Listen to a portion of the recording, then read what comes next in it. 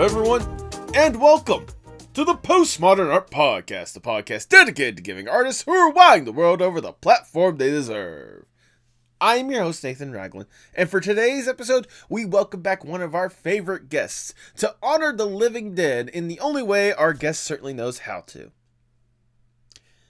Today's guest is Will Wood, the defiantly unique singer-songwriter preparing for his newest tour to celebrate 10 years of performing called the Mr. Wood is Dead Tour. It was wonderful to get in touch with Will Wood once again and really prepare for a really fun conversation that I know you guys are going to love. And of course, as you know, every single time I get Will Wood on this podcast, I can't do it without my fantastic co-showrunner, TispyJHearts. I think you're going to enjoy the lovely conversation we all had together. If you enjoy our guest, please make sure you support him with the links down in the description below, especially by getting tickets to that Mr. Wood is Dead tour. Seriously, checking the list, there's some places that are sold out. So if you have not gotten your tickets today, now is a better time to do it. Link will that obviously be the first one in the description below. If you enjoyed the podcast, make sure you like, share, subscribe, or follow whatever audio streaming platform you prefer. Leave 5 stars wherever you can. You know I see that stuff, and you know it generally warms my heart. If you want to go a little further with that support, may I recommend you check out the merch shop on fourthwall.com. That link in the description below. We have some outstanding streetwear as done by some amazing artists, and I think you will look fantastic in it today. And look, if all you want is a nice, cool, casual place to where you can be a part of an incredible growing community of other artists and such, really enjoying the conversations and really showcasing the art that you do have, may I recommend you check out our Discord server, the Artist Sanctuary. Like I said, this community has really been growing, especially as of late. We've got some fantastic people in that server, and I think you would be a wonderful addition to that server today. But now, without further ado, please enjoy the Postmodern Art Podcast. Alright, Will, before we really do get going, I must ask the icebreaker question of the podcast, if I may. I know I've asked this to you before, but it's been a minute since you've been on here, so I wonder if it's changed since the last time you've been here. Okay. Let's say I'm one of those people who is constantly changing their mind about like core aspects of their entire worldview. So there's a good chance you might get some new content out of this. You know what? That's perfectly fine with me. But let's say in this scenario, you get to go to a not necessarily a deserted island, but more like a little an island on your own accords. Is just you alone with your thoughts. You get to kick back, relax, get to truly enjoy yourself for a little bit with amenities. Like, it's like a little personal B&B paradise away for a little bit. Cool. To make sure you don't go further insane on this island, you can bring one piece of media or one piece of art with you to help with whatever kind of headspace you want on this island. If given this opportunity, what would that one piece be? Oh, geez. That's hard. Mm-hmm. You remember what I said last time? Honestly, I should have gone back and listened to our last episode because I do not remember. That was years ago. Let me think. I'll say if the audience at home wants to know, they can go back to the previous episode. I will have it linked in the description below. But yeah. Okay. I'm trying to think. That's really tough. I think it depends on the type of media, right? Like, if it was a movie, it would probably be either Beetlejuice or Walk Hard, the Dewey Cox story. Isn't that movie fucking bonkers? It's insane. It's one of my favorites ever. They should have banned all major studios from ever making another musician biopic again after that. I feel like the entire genre was destroyed by that one film. I feel like it's like that, and especially like the Weird Al one that came out like a few years ago or whatnot. I feel like they're both in that same realm of like, after seeing that film, there's no other like musician biopic that you can watch without thinking about how over the top and ridiculous it is. It's kind of a shame. Apparently, Weird Al had been planning on doing a parody of a musician biopic for like a decade and hadn't been able to for some reason or another. I might just be spouting nonsense rumors here, but that's what I've heard. and yeah, it was a Judd Apatow and company just beat them to it. Yeah. Yeah. Did a good job though. It's like one of my favorite movies. I mean, one of my favorite for sure. So yeah, either that or yeah, if it's a movie, it's one of those. If it's an album, there's a new album I've been listening to a lot recently. It's not a new album, but you know what I've been listening to recently. Okay. By Emir Kusturica's No Smoking Orchestra. And they only have one album out on Spotify, and I don't even remember the name of the album, but like, which sounds like, okay, you must not like it that much, but it's one of my favorite pieces of music I've ever heard. So maybe that, or maybe, maybe I Love You, Honey Bear by Father John Misty. Okay. And if it were a book, it would probably be. I just read the book Blind Sight, and that blew my mind. And while I was reading it, I was like, I know I'm missing a lot here, and I'd love to at some point read that again, so I can pick up on all the little things that happened on the way to the end of the story. So yeah, maybe that, just because it's the only thing fresh in my mind. Okay. Probably more of an answer than you guys. I don't know if you needed every type of media ever created as an example of each, but that's. I mean, normally I try to tell the guests to limit it down to just one of those options, but also, like, I'm not too hard pressed being like, you have to pick one. Like, it's meant to be a fun question to start off the podcast. And honestly, like, no, you're good. I was gonna say, to be fair, any one of those options are really good. Though I am curious. I don't think I've ever heard about Blind Sight. What is the book about? What is it's a first contact story. It's a sci-fi. And this is going to sound pretentious as hell, but the best way to describe it would be a meditation on the nature of consciousness. I don't know, something like that. Like it's a sci-fi. It's got aliens, but no, it's almost less about that than it is about just the mind. So it's a really neat read. Interesting. I might have to look into that, because it certainly sounds like up my alley more than anything else. Kind of the partial sci-fi, just like out of this world aspect, but also like partial, like, I guess, metaphysical, commentary about, nature or something along the lines of that. If I into that heady shit. Exactly. But regardless, any one of those options, those are your answers. You're locking those in. I mean, ask me again in another 3 years. Yeah, but, I know, right? Hopefully sooner. Ask me again next week. I might change my mind. But, Well, regardless, on the spot.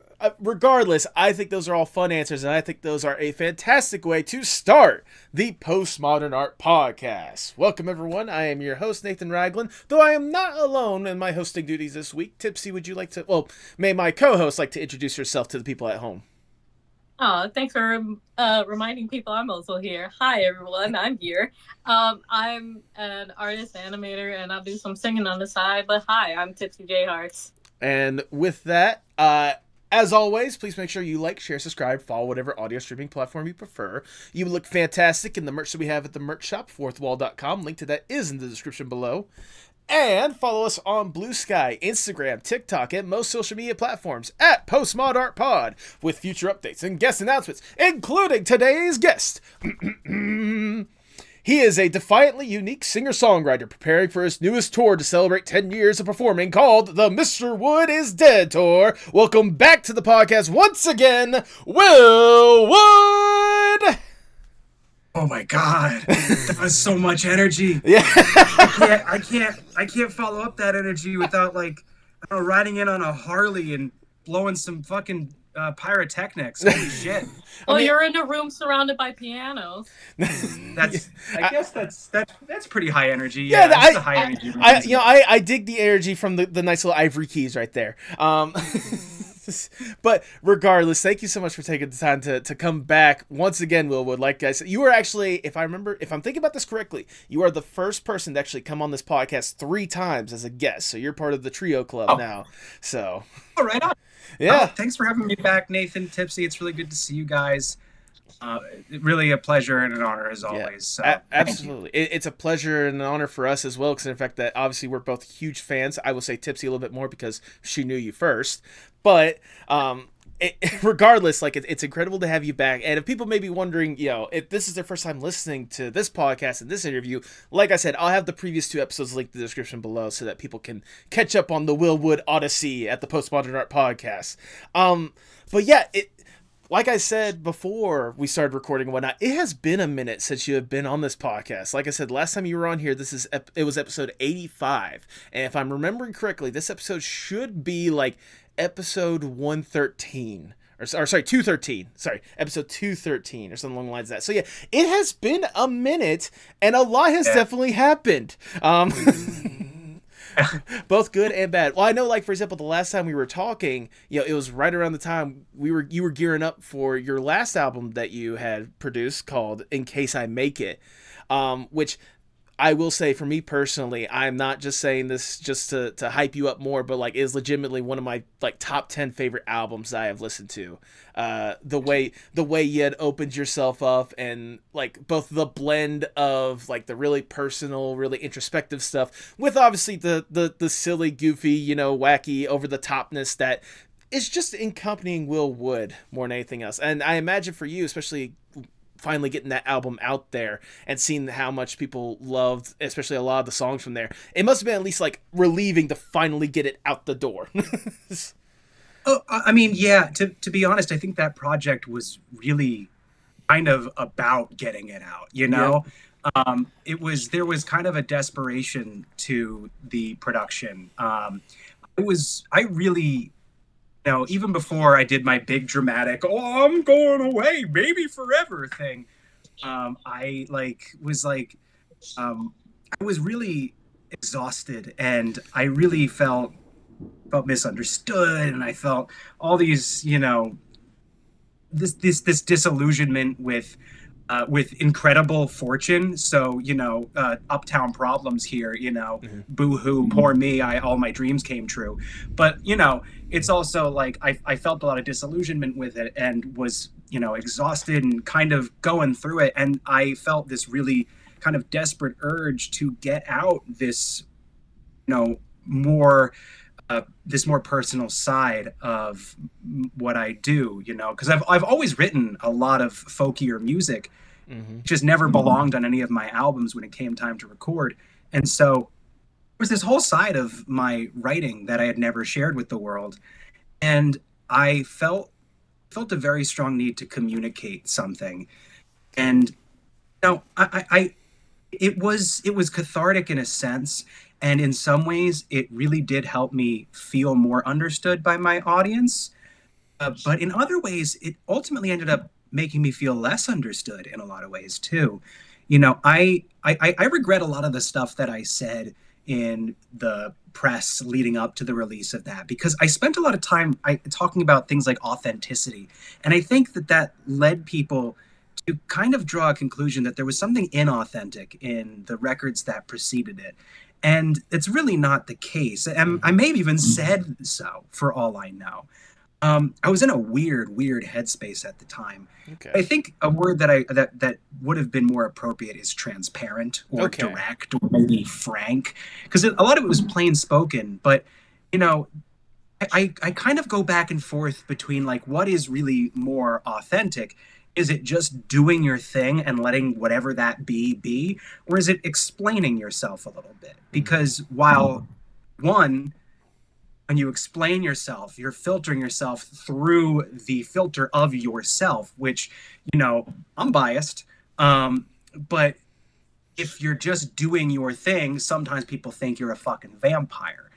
And, you know, so it was sort of like, result might be more authentic in one, but also at the same time, maybe I am a vampire, you know, like it's like, what is me? And I think that something I've had to do in order to get back into being comfortable you know, in the public eye, so to speak, is kind of come to terms with not being understood and kind of just accept that the people who get it, the people who don't, and I'm never going to know who's who, and to just kind of maintain the faith that that is happening. And so in that sense, the catharsis was very strong and very real, that when I, you know, sit back and try and stop all the constant chatter in my head from taking over, what I'm able to kind of recognize is that I got some stuff off my chest, and the people who are out there who might have gotten something out of that, they are out there. Even if there's 10 of them, my goodness, if you can get 10 people to feel something that's meaningful to them,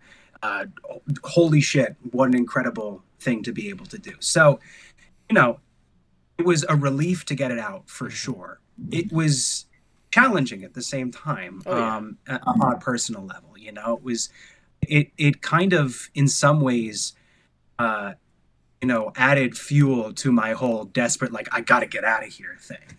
So, you know, it was weird. It was very mixed. But ultimately, yeah, no, it was also a weight off my chest. Yeah, I mean, I was gonna say, I can imagine, especially with how that album was and how vulnerable you seem to be at certain points and with certain songs or whatnot. Like, I can understand how much of a relief it kind of was to kind of get that, like, out of there in a sense. I mean, I was gonna say, I know you said even if it reached out to like 10 people or whatnot, you know, I can tell you right now, I'm at least one of those people that certainly touch, especially the last song as well with White Noise. Like, that hit different, especially whenever the single first dropped for it. So, I mean, I appreciate that. Yeah, but obviously we're not here just to talk about that album. We're here to talk about a different previous album. In fact, one of the first albums, because as we are here talking, it's not just to talk about, you know, your entire performing history. It's the fact that you're here to celebrate 10 years of Will Wood, in a way, by going to your funeral on tour. I was gonna say, like, because for those who don't know, you're actually starting a new tour, which at the time that we are recording, the pre-orders for they went on, the tickets had just gone on sale. I'm pretty sure there's only like one or two places that have already sold out when it comes to the tickets or whatnot. Mm-hmm. 3 or so, yeah, 2 or 3. But still, and it's for the fantastically named Mr. Wood is Dead tour. So right off the bat, I just have to ask, what exactly inspired you to go back on tour, partially to commemorate the album that started this whole entire Will Wood in the public, in the broader light or whatnot, which is Everything Is a Lot? What inspired you to go on this tour to commemorate or to celebrate or to put you to rest this 10 years of you performing? What inspired me to go on the tour?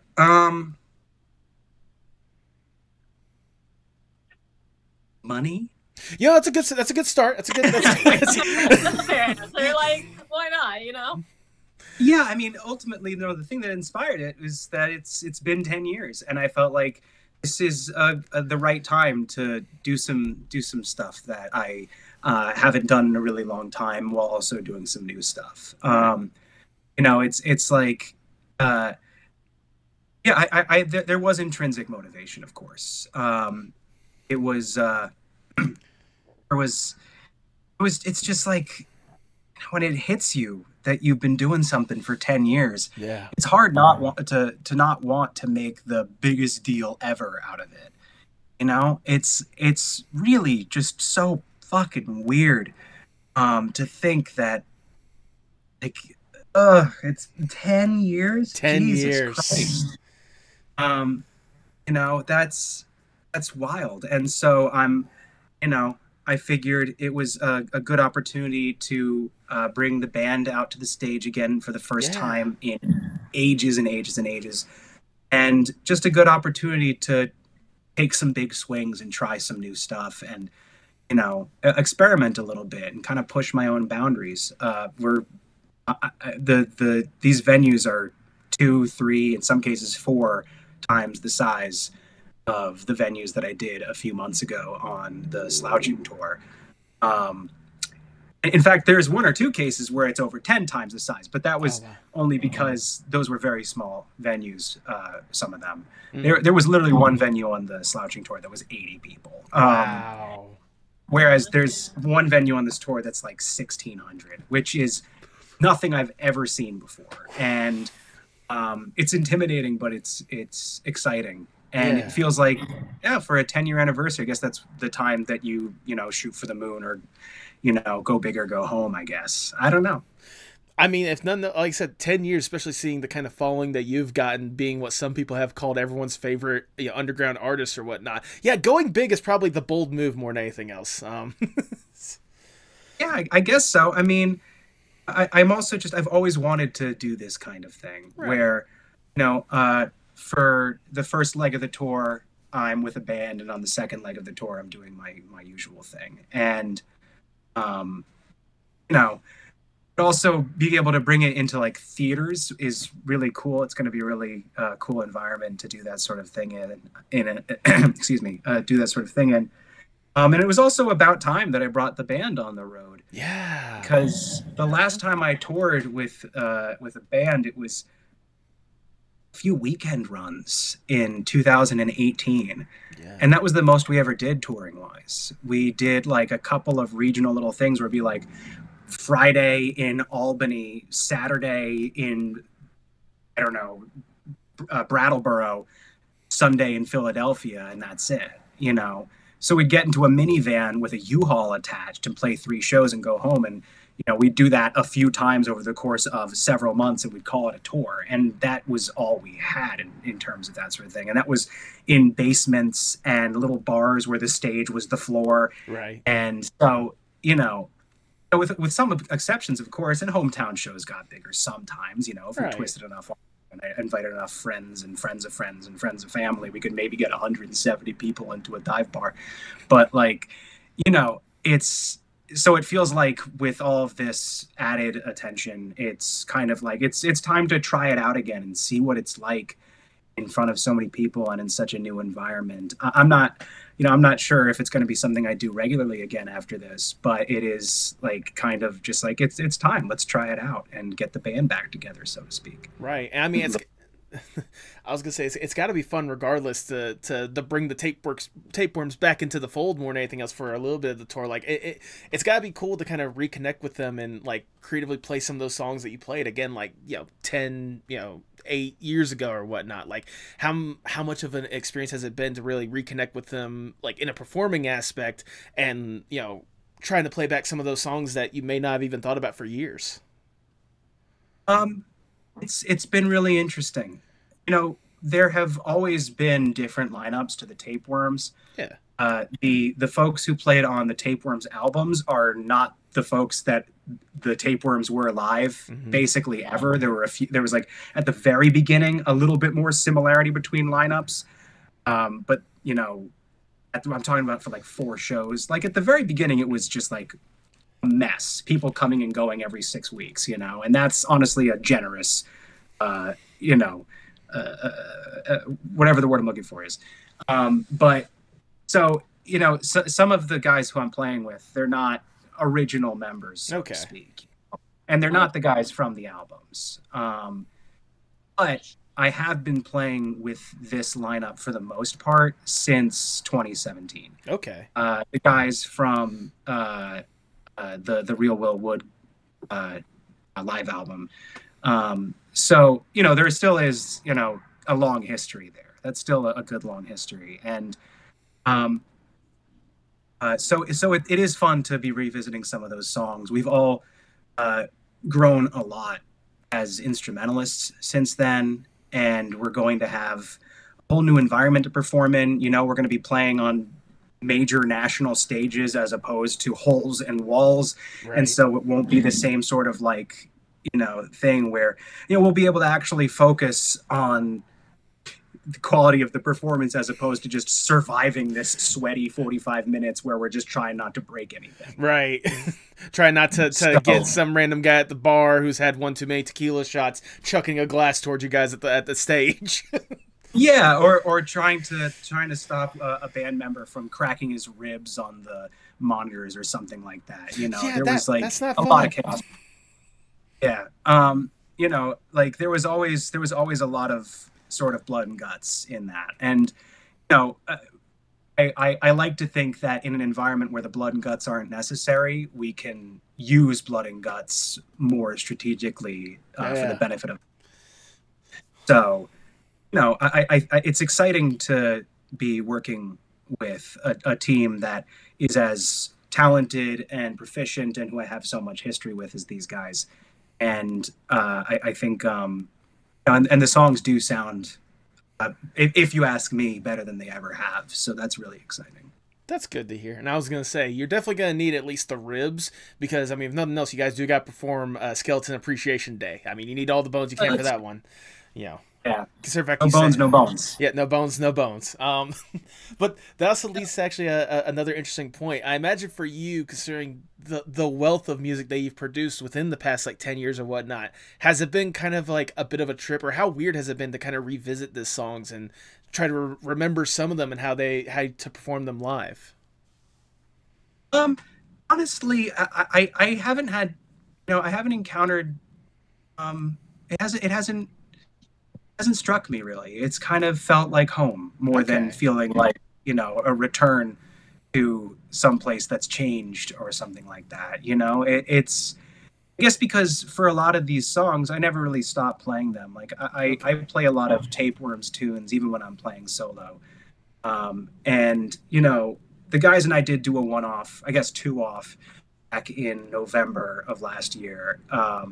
And so, it's the exciting thing is the newer songs. And when I say newer songs, I mean songs that we didn't get a chance to play the last time we were a regularly performing band, right? Because they weren't out yet. And so we have, so we have a much larger sort of collection to choose from as well. And it's fun to like kind of be rebuilding these tunes. That's really cool to hear. It makes me more excited, to finally get an opportunity to listen to some of this stuff. I know, at least if I remember correctly, in my leg of the tour, I don't think I'll be getting the Tapeworms, but I mean, still, like, just hearing the variety you guys are going to be having whenever you get to Atlanta in July, just say it out there for the people at home. But whenever you do get to Atlanta in July, I'm excited to see kind of more or less like the variety that you're going to be having of like some of the, obviously the older ones from the early, Tapeworms days to maybe some of the ones that you hadn't had a chance to perform in an event or an arena like or not really arena, but in a venue kind of like what you're doing and such. It does also lead me to a very interesting question about obviously the tour. Obviously this one is named the Mr. Wood is Dead tour. Is there some sort of like cryptic meaning when it comes to that kind of thing? Because I have a feeling, and I'll probably share my theory in a little bit, but is there some sort of like cryptic meaning you may have when naming this specifically the Mr. Wood is Dead tour? So first things, just to let you know, the Atlanta show will have the band. Oh, perfect. It's the theater shows start on the West Coast. Okay, there you go. I'm gonna let you know. The name, I think, kind of goes back a little bit to what I was saying regarding, when I was reflecting on the whole "in case I make it" thing and rambling on and on about that. Mm-hmm. No matter how much truth you tell when you're in my position, it will ultimately always become a story. Right. No matter how hard you try, it's never going to not be fiction once it becomes, sort of public information. And that's something that I've grappled a lot with over the past couple of years as to how much do I allow myself to get invested in that. And really it's a weird sort of line you have to kind of always walk, because the truth of the matter is that even when I'm not fictionalizing my life for the sake of entertainment in a show, or when I used to, basically do prank interviews, Bill Wood still kind of is just a character in a story. Mm-hmm. And so with that title, I think that was sort of walking that line a little bit, I think. Right. I think declaring Mr. Wood is Dead and kind of playing off of a song title from 9 years ago. I'm kind of having a little fun playing with the story. But there's a whole story of my life that exists out there, at least like in like the online fandom spaces that I've caught wind of over the past few years. And it's not the truth. It's based on a true story, but it varies wildly when it's more fun to talk about it, you know? And in many ways, it's a complete mess. I mean, like even if you look at my Wikipedia, that thing is a fucking. I've never seen a Wikipedia article just so full of gibberish, or maybe they're all full of gibberish. I don't know, but you know, there's a story out there, and I think to a certain extent, I'm kind of having a little bit of fun playing into that story, but also saying something that I think has some truth to it, and that is that I kind of wanted to sort of put a little bit of a button on how things have gone for the past 10 years. Okay. And sort of in a way that is both true and part of a story, that's over. Whatever that was, the past 10 years, that's all over. You know, I'm not trying to do like a whole, like, you know, phase 2 Marvel Cinematic Universe thing. Right. But there's also a part of me that is saying like, all right, it's time for phase 2, you know? So yeah, I'm having a little bit of fun, and it was spooky and dramatic, and thought people would get a kick out of it. Honestly, like the way you described it was the way that I was thinking it more or less was. It's kind of one of those like this is meant to be more or less like, you know, kind of celebrating again the past 10 years that you've been able to have, really presenting yourself to folks like this, but also as a way for us to like lay those 10 years to rest and prepare for what could potentially be next for you. Whether, you know, how much more of an extension or how much of a metamorphosis is going to be from the current Will Wood that we have to whatever we may get next, you know? I guess I'm kind of, that's kind of what I'm saying. Yeah, just a little bit. Also, I gotta say, halfway through saying that, I have to ask, Tipsy, are you okay? Because I saw like your camera shaking and everything. I just wanted to make sure you're good. Well, I wasn't I really try to keep my composure, but there was like a mouse like that passed by my fucking foot, and I was like, I had to keep it in control. I'm just like, this is very fitting for a Will Wood interview. Oh my god, that would have derailed me completely if I saw a mouse running by right now. Right. Where did it go? I don't even know how it got here. And that's my room.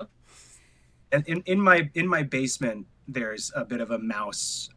One could say problem. I wouldn't necessarily call it that, but there's a mouse population, and there have been a few times where I've been sitting down there because that's kind of where I have my sort of living room set up. Okay. Just seeing a mouse just kind of Spider-Man its way down the wall, and you know, just.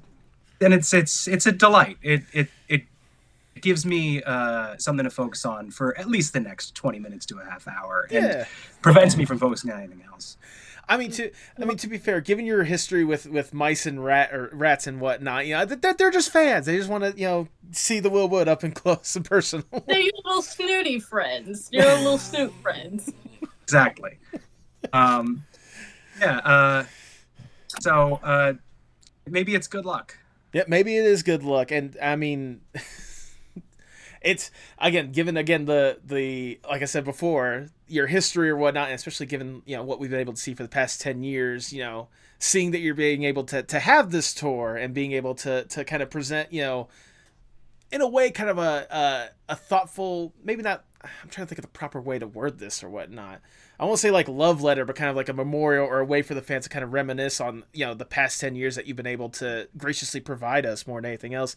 And especially, you know, with the tapeworms coming in to help you out with that stuff, and especially some of the acts that are helping out, opening up, such as Schaefer James, Moonwalker, the Ruin Brothers, or whatnot. Like this looks to be like a really good, fun time at the end of the day. Like I can only imagine, especially for you, like how excited, or at least how ready are you to finally get out there and kind of reveal to people like what you have prepared for this tour? Excited, very. Ready, not at all. Fair enough. Okay. I mean, to be fair, we're recording this in April, so that there's a good bit of time before, like, you know, when we're recording this and when the tour actually starts. So, okay, so then I'll say this. Oh, we've been working on this for ages. Yeah, we're so absolutely ready to go, get the ground rolling or whatnot. It does leave me also kind of curious or whatnot, because I think I had seen before, I think you had mentioned or whatnot, that, you know, especially with the little tour that you had back in, you know, late last year, the Slouching Towards Bethlehem tour or whatnot, how many elements from that tour is going to be incorporated into what you're going to be presenting with Mr. Wood is Dead? Oh, first I'm going to correct you. Oh. Little tour? Okay. You have. Yeah. No, don't worry. I'm not offended. I'm triggered. Because that tour was so fucking huge. Okay. And I don't mean that to be like it was a big tour. I mean like it was an exhausting tour. You know and what? I Very am valid. Still rubbing fucking cream on my scars, hoping that they'll vanish eventually. I Look, I at guess the end of that tour, I told my booking agent, "Don't talk to me for a month." Okay, you know what? It was 35 shows in 6 weeks. Yeah. Well, I meant little as in length of time, as in 6 weeks of tour, compared to like some people with how long they do their tours. I did not mean it. That's why it was so. It's like, that's why I'm scarred the way I am. You understand? You know, I'm sorry I brought up some PTSD with my statements right there. I apologize. I'm having flashbacks. I'm in danger. Look what you did to him. Yeah, I'm gonna have to leave. Well, in that case, it's been wonderful. It's a pleasure to have you. I'll just try to maybe get for you. Okay. Sorry. No, it's great. It's wonderful. This is the energy I love. Okay, cool. But yeah. So what were you gonna say before I? I was asking how much from the Slouching Towards Bethlehem tour, how much of the experience from that are you gonna try to like more or less incorporate into the upcoming tour? It's gonna be new material, right. But that is kind of just what I do. I think, you know, there's very little footage out there of me doing what I have always kind of done, aside from like back when I was doing it more kind of like Andy Kaufman, Eric Andre wannabe style, right? Where, you know, I was going way over the top with the kind of goofery and wackadoo bullshit that I was doing when I was like in my early 20s. But like I've always done some kind of variation of that, where it has always been intended as a theatrical presentation. And so, you know, when it comes to you know, what elements of the Slouching tour will be happening at the theater shows in the upcoming months, it's the same type of show. It's kind of hard to describe for people who haven't been there. Hopefully by the time that tour has launched, the Slouching Towards Branson film will be out, and you'll be able to watch the show that I did at the last tour. Okay. But until then, it's sort of like emo Tom Lehrer. Interesting. If Bo Burnham was Mike Birbiglia, only with less talent than either. Let me think. If Bill Burr got in touch with his feminine side and started listening to too much Andrew Bird. Mention with shoes. Tom waits after a lozenge. What other dumb bits have I done here? I was gonna say, I just need to make sure that all these different quotes are put on like the marquee, or at least like the posters on like what people should expect from this tour. These are press talking points. I've practiced them all. Father John Mulaney. There you go. Oh goodness!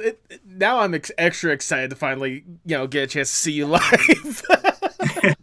And, like, I was already sold before. You already got my money from the ticket. Now I'm just like sold again. I need to get like 5 more to get my buddies to go to the show, just see what chaos they can pursue. Awesome! Very cool, man. I'll say, Tipsy, if you want to come down to Atlanta, I can get you one. All right. Like, I'll say this first before anything. I have already went through, like, my little salty, petty moment of not getting any Sabrina Carpenter tickets. But then the moment I found out that you were performing at the Gramercy Theater on May 16, I was like, oh, cool. I opened it, used the presale code Yoink Yoink, I think. Yukon Yoink, yeah. Yukon Yoink, which I'm wagging my finger at you because I know. The whole venue was sold out, and the way how that already triggered me, because I already went through my last loss, and now that show got so. Don't worry, I got the PA show because I was just like, might as well go to Allentown. It's on a Saturday anyway. There you go. There's also the Warsaw show the next night in Brooklyn. Personally, unless you were paying me to do a show, I wouldn't ever go to Brooklyn. Nothing against Brooklyn. I just hate having to try and get there. Right. It's very annoying to get to. I know how it is. Yeah, no, Brooklyn people, you're awesome. Please don't hurt me. It's just, a pain in the ass to get to. But there is that option. That one, as of right now anyway, hasn't sold out yet. I mean, I got my Allentown tickets. It's in June. It's my little birthday treat for myself, even though it's cool. There you go. 2 weeks. Happy early birthday. Happy very early birthday as of right now. But, yeah, exactly. No, but like it's great to obviously, yeah, and as you can tell from two fans or whatnot, we're certainly excited to see what you're gonna be presenting with the this upcoming tour or whatnot. As kind of a little taste, I know we've kind of hinted at what we could expect, but if there was a plain simple like one line or couple line sentence that you could give for people if they have not already bought their tickets yet, how would you describe, or what should people expect if they were to come to a show of the Mr. Wood is Dead tour?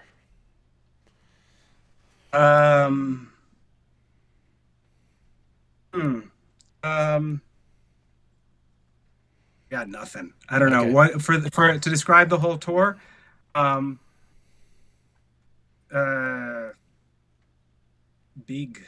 Bigger, larger.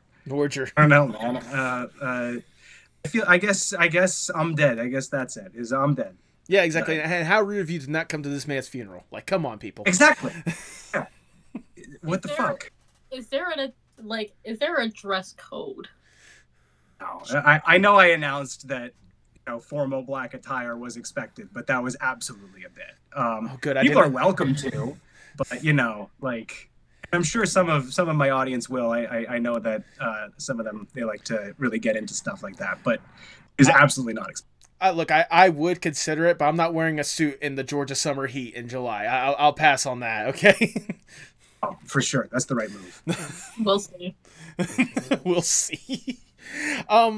I will also ask, because obviously, you got this tour coming up. I imagine you got a lot of your time and energy being put into this, but I imagine there's also a lot of fans out there that probably tuned into this episode and are also curious, considering the fact that this is supposed to be the end of an era when it comes to the previous 10 years of, Mr. Wood.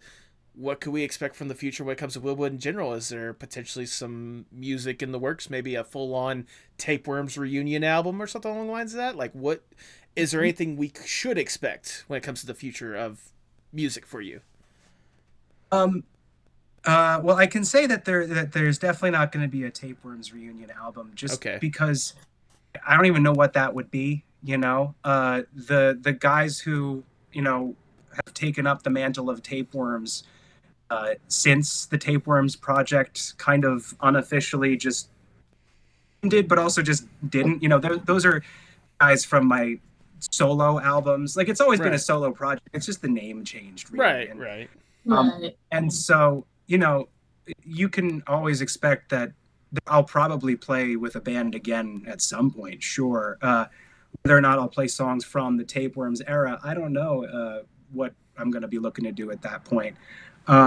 So, I as when it comes to music, I'm always writing. Okay. It's I've got songs, and I'm still finding the connective tissue, and I'm still, you know, still almost. It's weird. I've gotten to this place where I'm in like a conceptualizing stage, but also in a writing stage that are at times almost competing with each other, and I'm trying to find a way to turn that into some kind of synthesis. And I say this with some trepidation because I can't say that there is no part of me that is right now saying like new Will Wood in 2026. Right. Not fucking saying. Right. It might be 2028. I have no idea. I might disappear into the fucking Yukon and write fucking vampire novels. I don't know. I really don't know. But the music comes out kind of instinctively in fits and starts. So when it comes to like a Will Wood album I don't know what I'm saying here. And when it comes to a new album, it'll happen at some point. Okay. When it comes to new music in general, I could see myself doing a single or two at some point over the next year or so. And I'm working on another project that it's not songs, but there is music that I'm working on. I don't know how much I can share about that quite yet. Right. But it's instrumental, and it's instrumental thing. So that'll still end up on my Spotify and everything for people who like to just hear me play piano and organ and stuff. And that'll be accompanied by a larger project that I think a lot of the fans will get a kick out of. But I think that's all I can say at the moment. Okay. No, that's... Well, I do have a question about that because, like, I think back in, I forgot that theater that, because we played your film over there, and I think a fan asked if you were gonna continue doing like mockumentaries after the first one you did. I don't have any plans to. The concert film that I'm working on right now is really it's pretty straight in terms of its presentation as a piece of media. It's not like doing a whole meta thing. It's just a film of the show that I put on my last tour. It's called Slouching Towards Branson.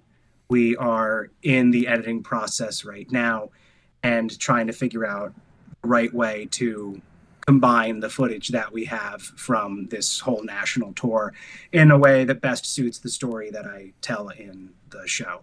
So we're hoping to get that out this summer. Hopefully, if we really thread the needle and get things the way we're trying to get it, right between the two legs of the Mr. Wood is Dead tour. Okay. So, yeah. I mean, I know I can't speak for Tipsy, but I know I can speak for myself that when I say that, at the very least, whether it be the documentary, which is definitely coming, or whatever the singles or the next album maybe or whatnot, I'll be more than happy to wait, because every single time that I've gotten a chance to listen to your music, you have not disappointed, and I don't expect to be disappointed personally, and I genuinely do love, and I'm willing to wait as long as it takes for whatever music may come next. So that's very kind. I hope I don't disappoint, but also there's always some part of me that's just like, I can't. Nope. Oh, what, did I lose you? No. I think there was like a motorcycle that drove by or whatnot, and that like cut out your audio for a second there. I was doing a bit. Never like it when the audio gets muffled or whatever when you're trying to do a bit. It ruins the timing. It messes with everything. And now I'm frustrated. I don't even remember what the bit was at this point. I'm so heated over it. Look what you fucking did again. Don't blame me. Don't blame me. Yeah, this is your fault, man. This is all your fault. This is your show. The motorcycle wasn't over here. Did you see a motorcycle anywhere? You mentioned a Harley earlier, so I don't know if there's something that you had planned in the background. I think you just. I think one of you just ripped a big one. I'm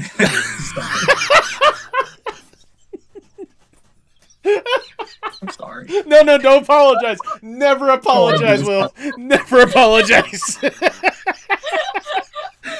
Oh, I'm definitely leaving this in. I've got to leave this in.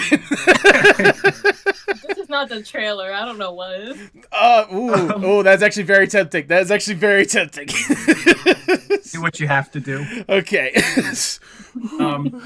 What What were we talking about? What was the bit I was doing? I was saying that I'll just start from the top from what I said. I can't speak for Tipsy, but I can at least speak for myself when I says, whether it be the documentary when that does come out, or whether it be new singles or a new album, however long it may take or whatnot. I know I'm not going to be disappointed with what you're going to be presented, so I'm going to be more than happy to wait patiently. I'm excited. All right, and I remember now what I was saying, and that is that, I hope I don't disappoint, but also at the same time, sometimes there's like this weird contrarian little bastard in me that's just like whenever he's working on something is just like, I can't wait to disappoint him. I want to see the look on these bastards' face when they hear this. When they fucking complain. I used to like this guy. This isn't Will Wood. Bring back the tapeworms. You were good with them. Yeah. What is this Tumblr weeb shit? Why isn't he naked on the screen with an umbrella? Yeah. Where's the face paint? Normal album was best. Now,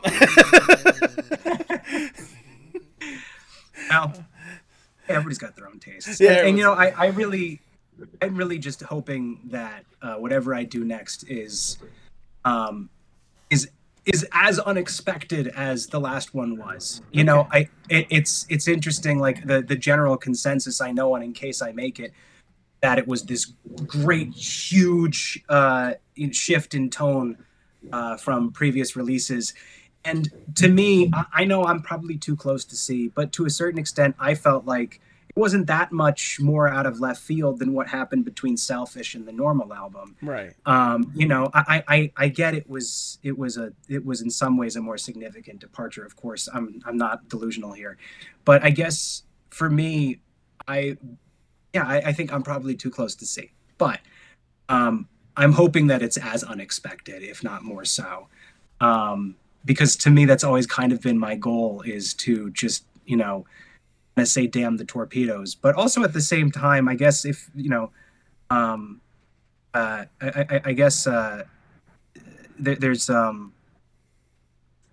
part of me that I don't know. I don't want to be stuck doing one type of genre, right. But then also at the same time, if I found that all that came out of me was fucking Balkan beats or something, like that's just what I would do. Okay. And if I ended up doing Balkan beats for the rest of my life, that would just be what it is. So like, I don't know. Whatever it is, I hope I disappoint some people. There you go. That's a good mentality to have. Also, I just wanted to say, damn the torpedoes would either be the nice sound of the title of the album, or just the title of a band on a separate thing. Just damn the torpedoes. That is a good it's a good band name, particularly. Yeah, absolutely. Tipsy, I believe you have questions from the fans at this point. Oh yes, I do. So I asked a bunch of people, and they gave me certain questions, and some of them I'm just a little conflicted about, but you know what? Oh, we're getting spicy on this pod at this point, huh? Controversial, aren't we? I don't think Publicist didn't run these by me. Oh, yeah, got a point. My bad. So, I guess I'll start with this question. This is from a person named Bagel. They're not a bagel. So they asked if you know anything about Skibbity Toilet. Oh my god. Okay, this interview is done. I'm walking out. This thing that. Good night, everybody. That's the right response. I almost, part of me wants to do like a whole like rage quit bit, but I feel like even that gives it more life than it deserves. Yep. Like I kind of just it's too late now that the thing has been asked. The damage has been done.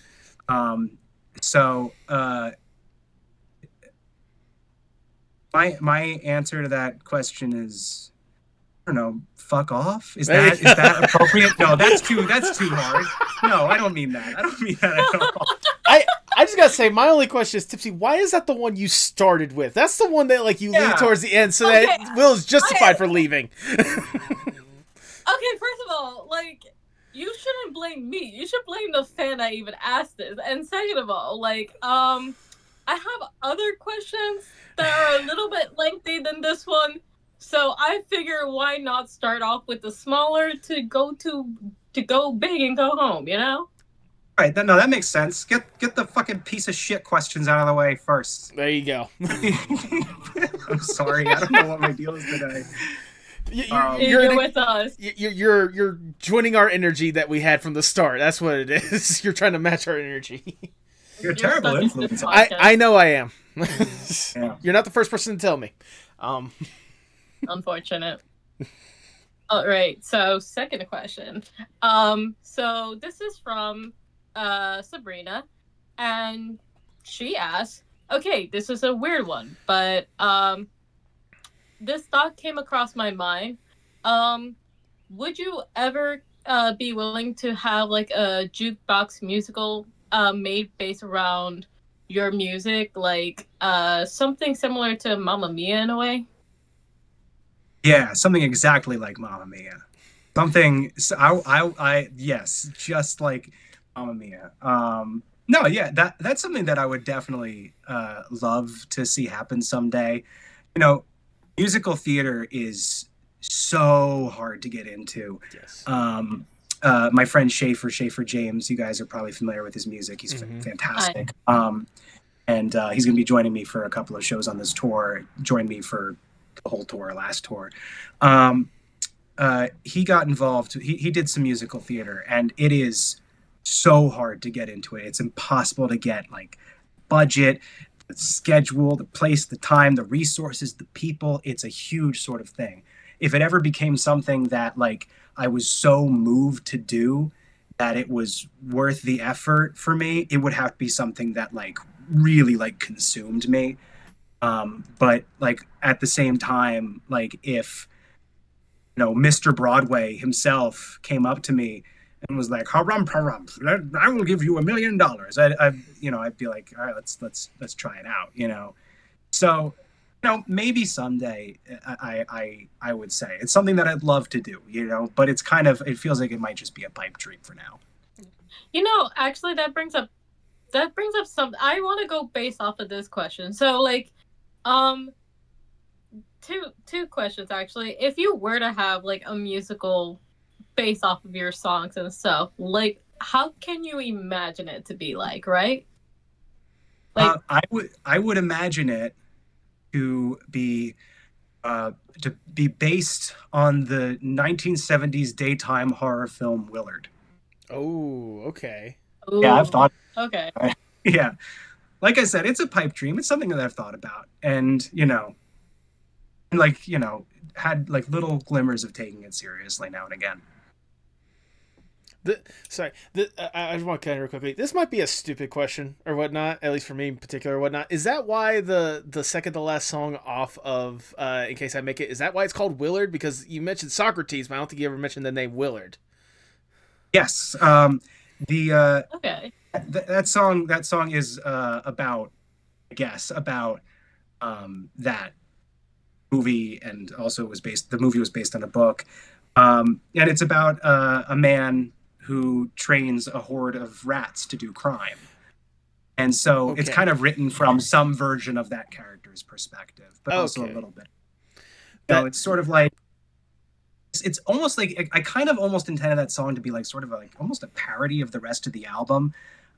You know, over-orchestrated, over-theatrical song about a man who hates everyone and loves rats. Honestly, okay, you know what? That is extremely valid. I didn't realize that. I just figured that, like, especially at the time, one of your rats was named Socrates, and it was like a song to them. But you know, right? No, it's. I mean, I did have a rat that was kind of named Socrates at one point, but he was named after the rat from book. Gotcha. You know, as I always say, you really should be doing research before listening to any of my songs. You know, I need to be better about, like, I'm a podcast host. I've been doing this for over 4 years at this point. You would think I would get the research part down. Like, goddamn. I am so kidding. I'm no, I'm kidding too. I'm playing off of your energy. Okay. I know. Okay. Wasn't sure. No, trust me. I genuinely thought for a second you were getting down on yourself, and I was like, hold on, you know, because if you then take what I said seriously, I sound like a maniac. You know? No. Imagine if I meant that, like if I literally said like, you know, you're listening to my music without researching the song titles. Exactly. No, if I had taken it seriously or whatnot, I wouldn't have even brought it up. I'd be like, all right, Tipsy, next question. Like, just moved on. Like, not even acknowledge it, all right? Okay. Speaking of, Tipsy, next question. Well, next question. I haven't even asked the second part. Oh, that's what I meant. That's what I meant. Oh, okay. All right. Yeah. Well, actually, interesting enough, like, if, I don't know, I guess some sort of, like, one day, like, a jukebox musical movie or some random jukebox musical just randomly has your songs and stuff like that. And you allow it, of course, because, you know, with permission and consent. What song can you imagine, like, would be taken the most, you know?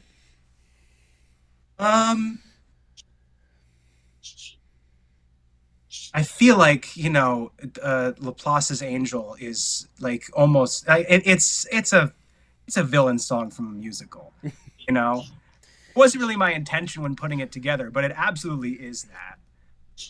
It just happens that I'm a very theatrical man, and those kinds of lyrics are going to be interpreted that way, especially when put into that theatrical of an instrumentation and performance. But yeah, that's a Disney villain song. So I feel like that's the one that would be the most ready for a big stage production and some jazz hands. Okay, cool. There we go. So next question is from a fan named Wolfster.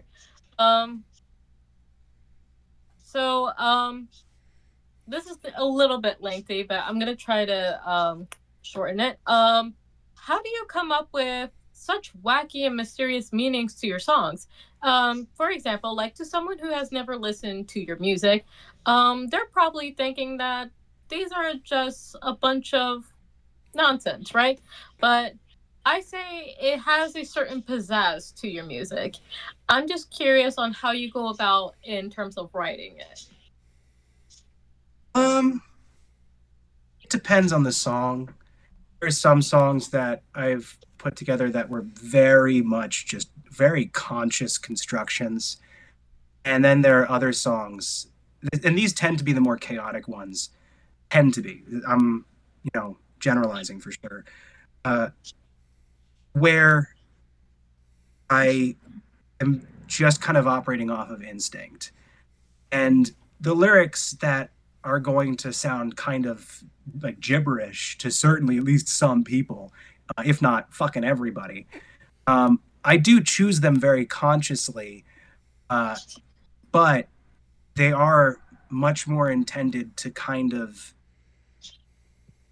they don't have conscious intention a lot of the time. I kind of follow the lyrics as they're coming to me more than have an idea and sit down and construct it. And as a result of it, the sort of meaning of the song, I guess, ends up being something that I am discovering as I'm writing it. And the result is oftentimes super abstract, but by the end of writing it, I know exactly what it means to me emotionally. And I think that some people still pick up on it, even if they are just like, you know, even if, like, fucking, I've got a fucking song lyric that is, the method with which he recycled his humors, Trojan horsed his blood-brain barrier, and raised the LD50. That is fucking gibberish. And anybody who like, you know, like, I understand, like, nobody's gonna hear that and be like, I better look up what the LD50 means. You know, but that means something to me. And some people, they might get an image from it. They might get a sort of abstract feeling from it that I think is really more what I'm going for, is kind of just, if not going for, it's not so intentional that I'm always going for anything.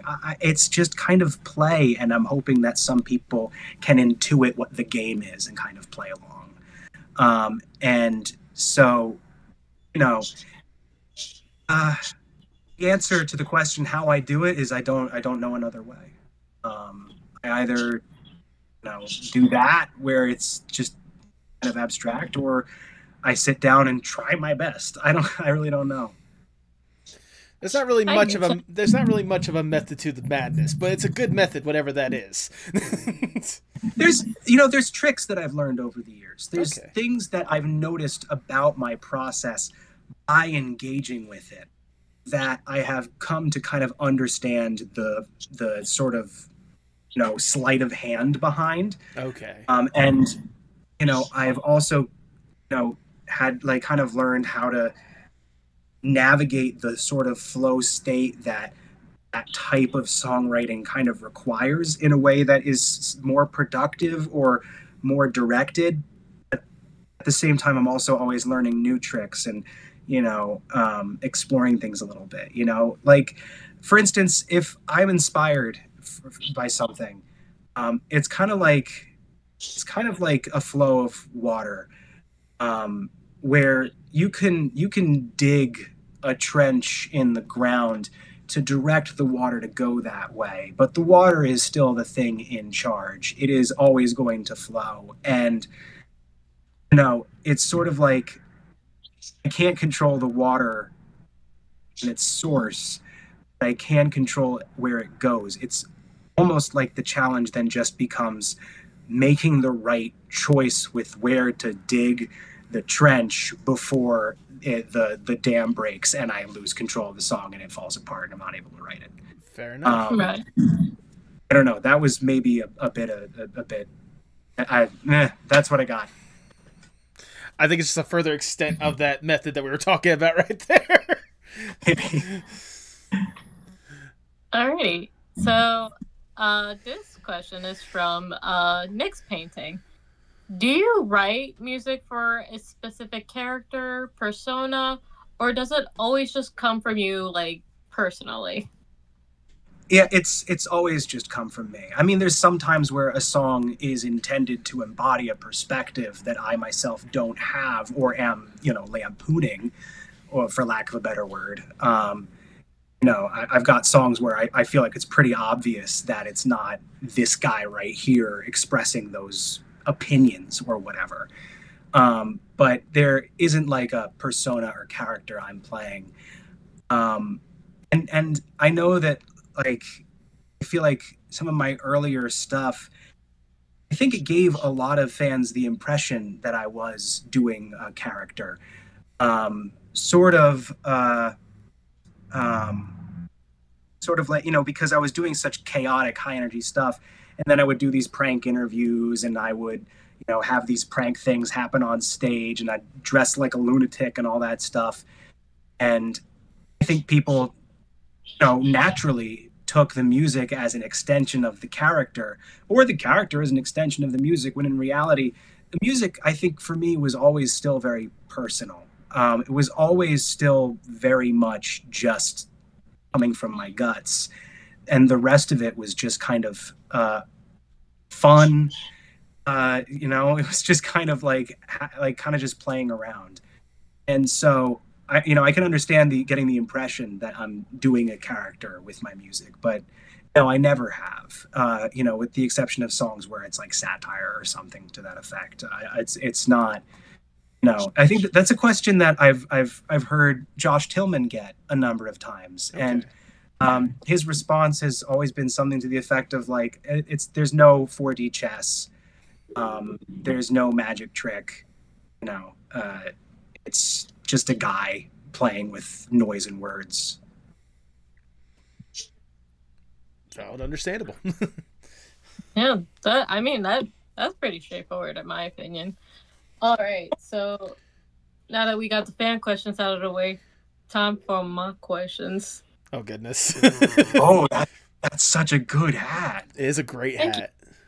It's a fantastic. What is the icon on the top? Is that a star or what? Yeah, it's a star. Is it like that like cow print star? Is that what that is? I think it's cheetah print. I can't really. Oh. Yeah, it's cow print. Beautiful. It's cheetah cow. There you go. It's cheetah cow. They're harder to get the skin off of. That's why you don't see it as often in people in fashion. You know, Because they're huge like a cow, but fast like a cheetah. Anyway, I'd love to answer your question. I mean, you know, why not, you know? Let me see. Yeah, so what is your connection? Like, what's going on with you and this fancy little weasel cartoon, Yoink? You're gonna have to forgive me for Yukon Yoink? Yukon Yoink. Yoink of the Yukon. Am I ruining it by explaining it? I feel like I'd ruin it if I explained it, but also at the same time, I don't think explaining it would actually explain it. Yoink of the Yukon was a singular cartoon short that was produced in 1994 and aired on Cartoon Network's What a Cartoon variety program. Okay. And it featured an Alaskan Malamute who was a Canadian mounted police officer, and his commanding officer is Sergeant Farnsworth Farflung. And the voice talents featured Robert Paulson. Nice. And that's what I've got for you. Oh, you said Robert Paulson? Yes. Yeah. Oh, that's so crazy. like Pinky and the Brain and Animaniacs and a whole bunch of cartoons from that period. Oh, you know, that's so crazy because I just saw the guy last year. Oh yeah? Yeah, like I went to this fan expo in Boston because I heard he was around. I was just bothering him because like I traveled one day just to see him, and my friend of course, and I reminded him that he played the role as Bonsai in this Timon and Pumbaa series, and he was like, "Oh yeah, I was him." It's so funny. Feel, like it's kind of funny just because like I had like my own now I wish I had prepared with this, but like I had my fan art kind of up there just for him to sign it. He was like, "Oh, is this me?" And he was pointing at it, and I'm like, "No." And then he was just like pointing at Chenzi. He's just like, "Is this me?" And I'm like, "No." There you go. So I feel like the next time I'll see him, I'll bring in a picture of that character, and I'm just like, "Do you remember?" He remembers. There was a brief period where a few years ago where I very briefly turned my Instagram account into a Yoink of the Yukon fan account, where I demanded that everybody hashtag Yoink back Yoink so that we could get more episodes of Yoink of the Yukon. And eventually he did respond saying, "I don't think it's going to happen." Oh. Yeah, but that was years ago. There's a lot more people who I can reach nowadays. So, you know, I might try again. So you're saying there's a chance? There is a chance. There's a chance I'm going to try. Yeah. I mean, in my opinion, like, you know, if you're gonna turn it into an indie series in some way. That's what I want, man. I want to be involved with this. I want so badly to be involved in the rebirth of this cartoon that was never got that chance that it deserved. And so, you know, maybe by the time this episode airs, my Instagram page will be a Yoink of the Yukon fan page. And I'll be begging everybody to join in on hashtag Yoink back Yoink again. Should I expect some merch on the tour? I can't. I don't own Yoink of the Yukon. I looked into buying the rights. Believe me, I own yoinkoftheyukon.com. No, you didn't. I'm taking my hat off. No, you fucking didn't. Go to yoinkoftheyukon.com right now and tell me what happens. Do it. I need to see this live. I'm doing it right now. I'm on 1%, but I'm willing to make this work. Fuck. Heck, I'm gonna do it as well, just on Mindful. Just You said. What you said? Yoink of the Yukon. Yoink of the Yukon.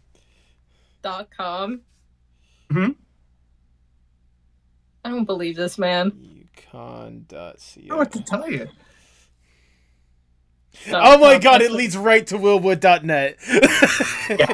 It redirects it strictly to willwood.net. Oh God. Okay, well, fuck me, I guess. Bought the website. So what we're saying out there is, for the indie animation people, let's collectively get our money together. Let's buy the rights for Yoink of the Yukon so that we, as well as Will Wood, can come together and make the indie animated series a reality. It's time for me to start a new Indiegogo campaign. There you go. And it's not going to have anything to do with music. Nothing with music. I mean, there's gonna be music with No. there's gonna be like the theme song, so whatnot. So Maybe Yeah, I'll you do can a do your new version of the Yoink theme song. Yeah. Like you can do your a Will Wood version of the theme song on it. Why not? Yeah, that for sure. I would definitely. I would volunteer for that. there you go. There you go. I would hope to be involved in that way. I don't need to be involved in any other way. You know, I don't know if I've got voice acting chops, and you can't trust me with directing a piece of media unless you wanted to get fucked up. So, you know.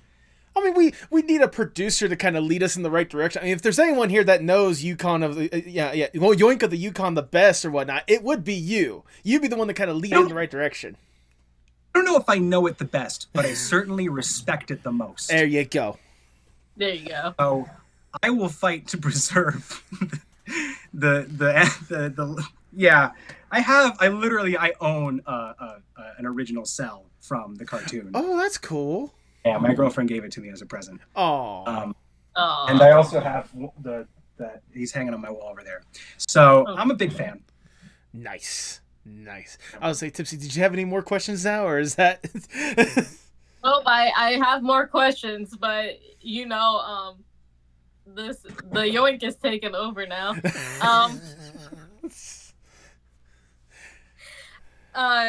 Jesus. I guess my other question is, is I don't know if this would count as like a concert spoiler or something, because like depending on when the episode comes out, right? But I have to ask, because I'm curious, what is your music lineup for this concert? What's the set list going to be? Ooh. Yes, that's the question I meant. I don't think I should spoil that. Okay. I will say that there will be songs from all of my albums. Okay. No, except for maybe the soundtrack that I did a few years ago. But other than that, from all four. So, but I don't want to say which ones. I think that I might be a contrarian bastard and take out and very aggressively refuse to play some of the hits. I don't know, but also or maybe I will get the warm and fuzzies and really want to give the people what they want. I don't know. I can't predict it. Frankly, I should know what the set list is by now, but to be honest, I only have some inklings. Okay. So not only do I not want to give it away, I can't. Okay, that's fair, but can I ask if my question is, and feel free to lie to my face, should we expect a Mr. Capgrass in the setup list?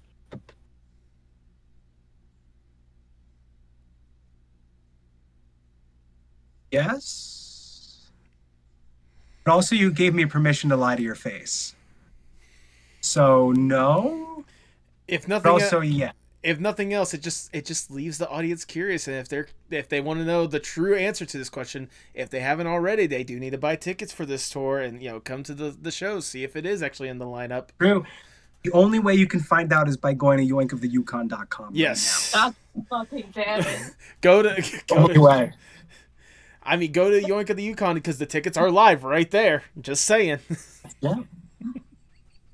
God damn it. In Will's defense, you did ask about Yoink. Just saying. You know what? The only reason why I asked about this, right, is because I thought this joke died. Yoink will never die. Yeah.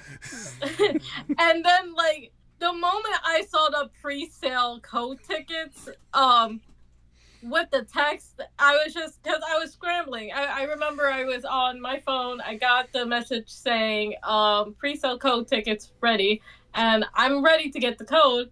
And here I am, thinking it's just a bunch of letters and random numbers. And the moment I saw Yukon of Yoink, I was just like, God damn it. I'm never gonna escape this. No, and as long as you're following my career as closely as it seems you do, you will never stop hearing of Yoink of You.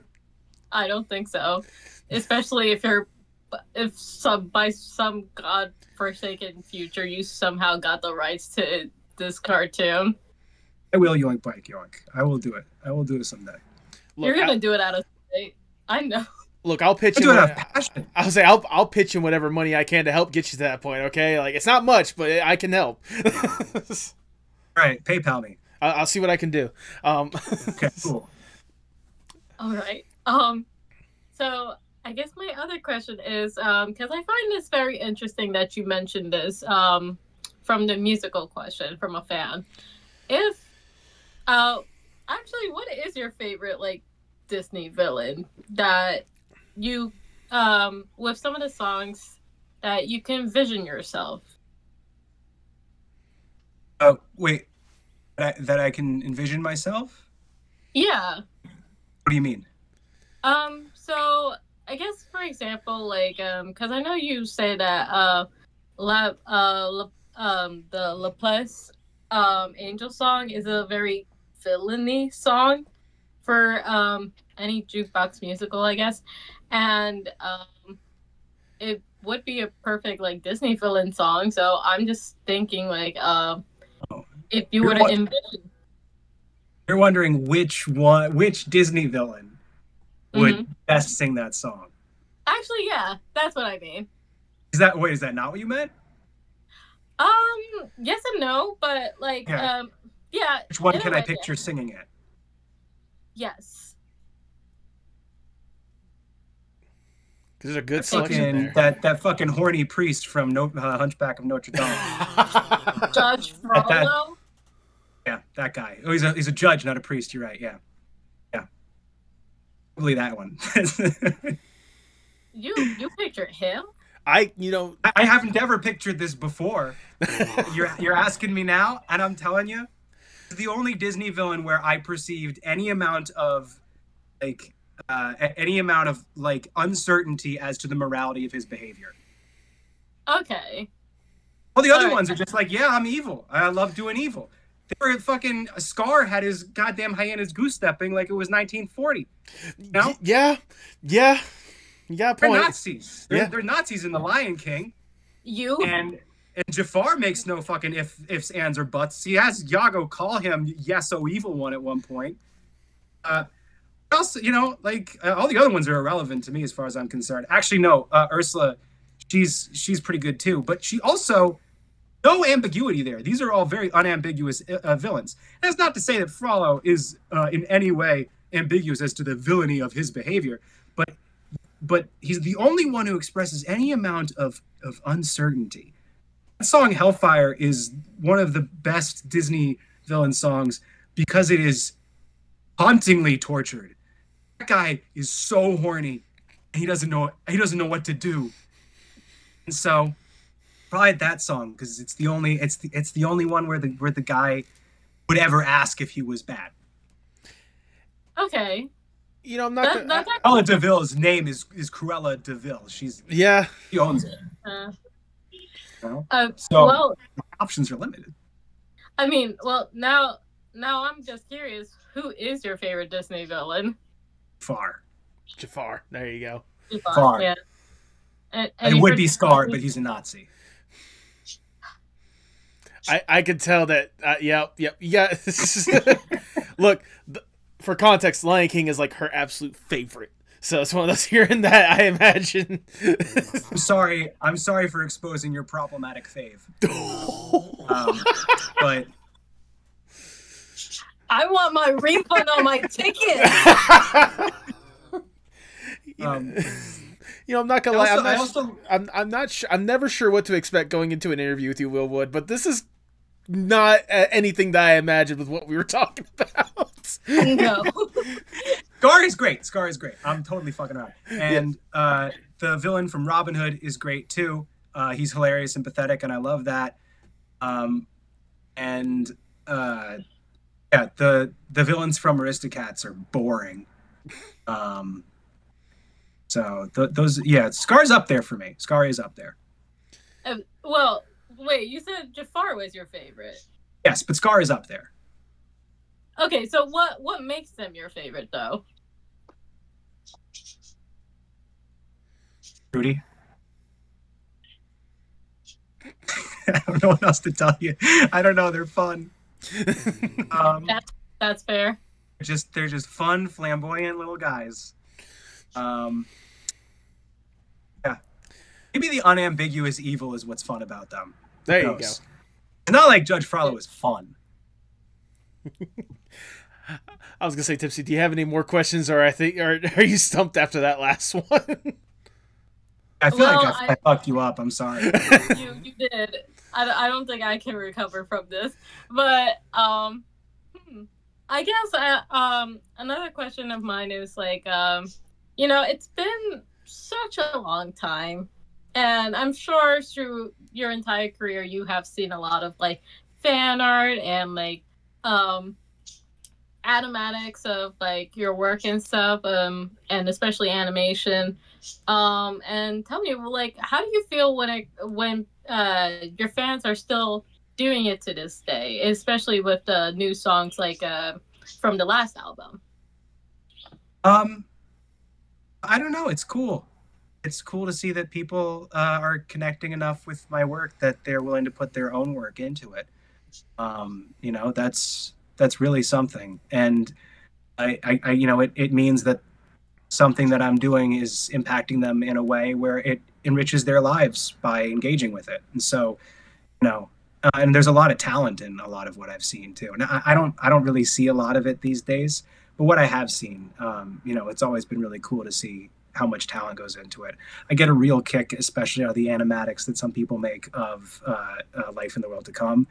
Yes. Those just, they crack me up so hard. And it's also kind of cool because like I've listened to a lot of my brother and me, and their fans do a lot of animatics. And the way I got into their podcast is by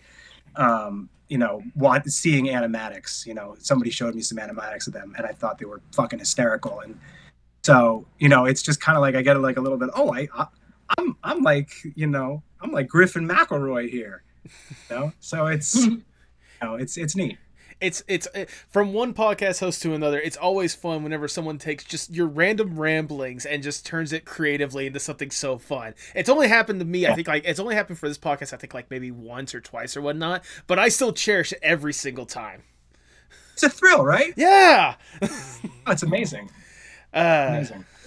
Like, is there like do you always get like a certain like do you always be surprised of like how people like say for example, right, like you've seen like animatics of course and art of people basing off of one of your songs, and you obviously know how to like because it is your songs, like you envision it like in your mind of what it is and what it means to you, whereas you are seeing someone else's own interpretation and their own meaning. Like, does it surprise you?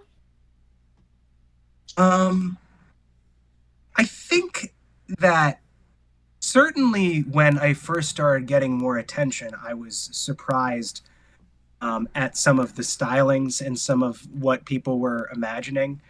And then I kind of got used to it. It doesn't, sometimes it surprises me.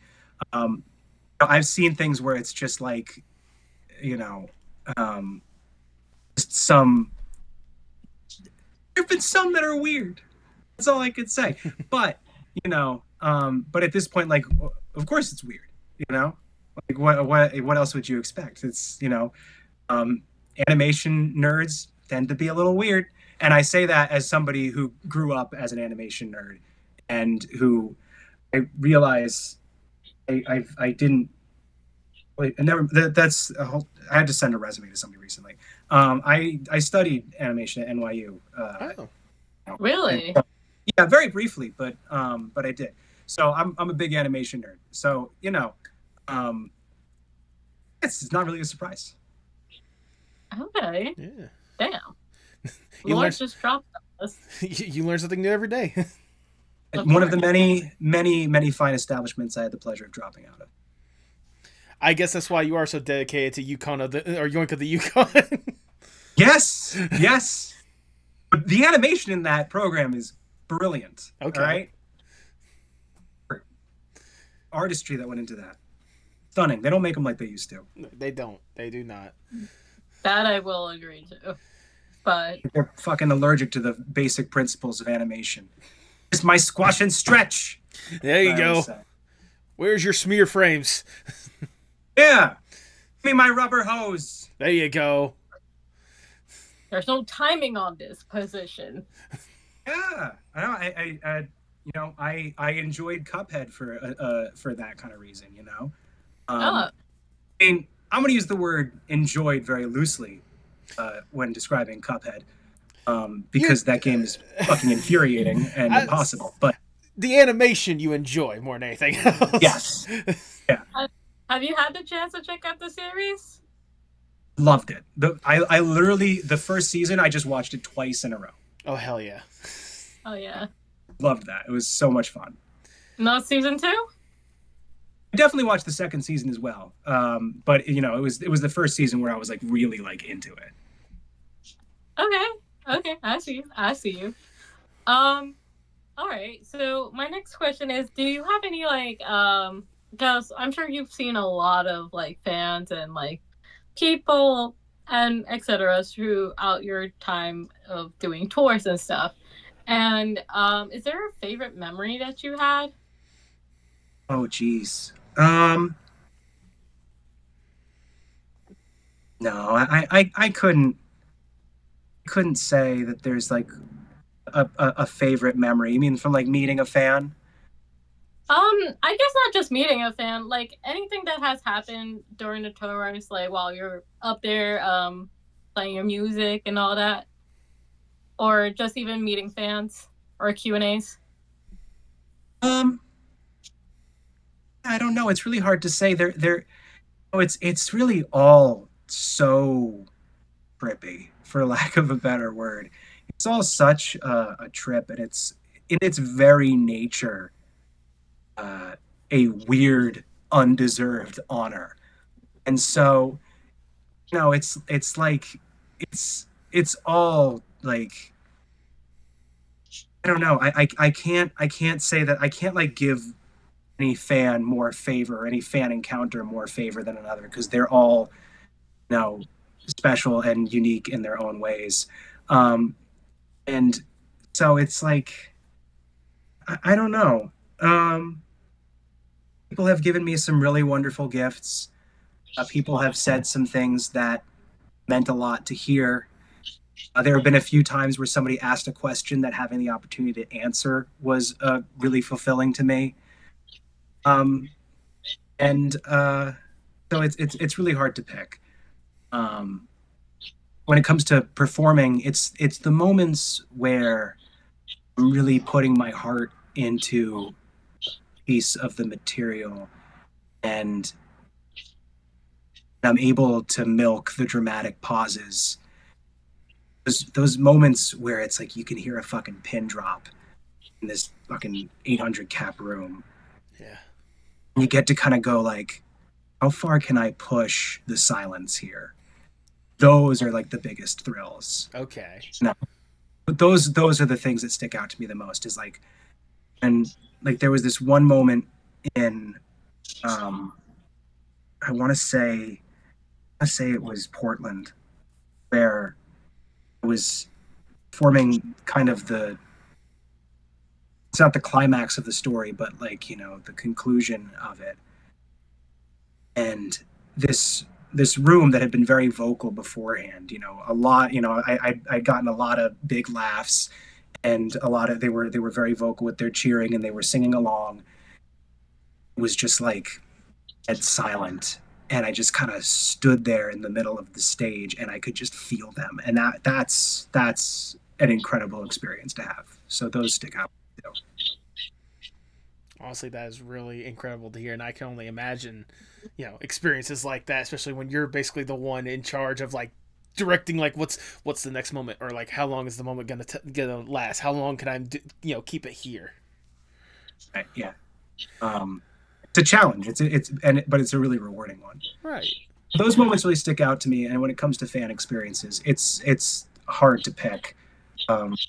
And it almost doesn't even feel fair to the individuals who come to mind to bring one of them up over another. Yeah, that's totally valid.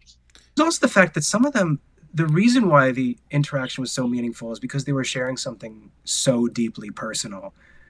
And so it's like, no, I'm not calling anybody out. Like, yeah. Extremely valid. And I will say, with all the questions we've been able to ask so far, we got to start winding down. But I do have one last question that I do want to ask you. Tipsy, did you have one last question? I had one last question. Yep, one last question. It's not really a question. It's more of a request. Could you just say, because this is my artist friend, Salem, could you just say hi to them? Yeah, sure. Hi, Salem. There you go. There you go. Can't wait for them to see this in a couple weeks. No. But I just have one last question I want to ask Will. Obviously, if this tour is evident of anything, it's how much you've dedicated yourself to this world and kind of to the world of art in one form or fashion. I've asked this before, and I want to ask this again, obviously. How important is art, not just for you, but for the world as a whole?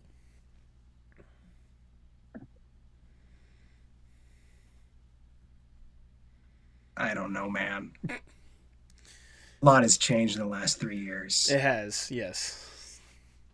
It's the most important thing in the world to me. And I guess all we have is our subjective values. Right.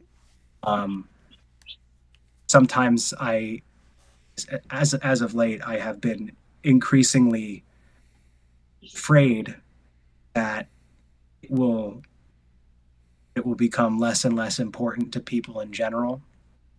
I think a lot of people, they hear the apprehension artists have about AI, and they recontextualize it as being about careers and about jobs. It's not just that. Right. It's profoundly deeper than that and more painful than that. First of all, no computer is going to take my job, just because my job is to do things wrong, in a way. And so it's not about jobs. I mean, it is for some people, of course, and I sympathize and empathize with that. I know what it's like to struggle as an artist, and especially right now, to feel like any chance you're ever going to make it might be compromised by some fucking asshole just going like, write me a song about heartbreak. Fucking, like, that must be a nightmare. And especially for graphic artists too, and I'm sure, and animators as well. The thing that scares me is deeper than just, people being able to get paid for their work. It's for people who would want to pay for that work too. It's like by devaluing it in commerce, we are forcing audiences to devalue it in their minds.